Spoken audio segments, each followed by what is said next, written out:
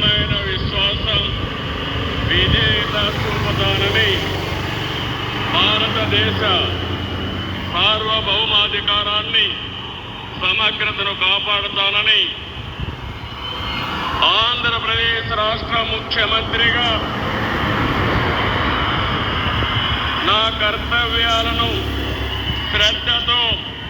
అంతఃకరణ శుద్ధితో నిర్వహిస్తానని భయం కానీ పక్షపాతం కానీ రాగద్వేషాలు కానీ లేకుండా రాజ్యాంగాన్ని శాసనాలను అనుసరించి ప్రజలందరికీ న్యాయం చేకూరుస్తానని దైవ సాక్షిగా ప్రమాణం చేస్తున్నాను.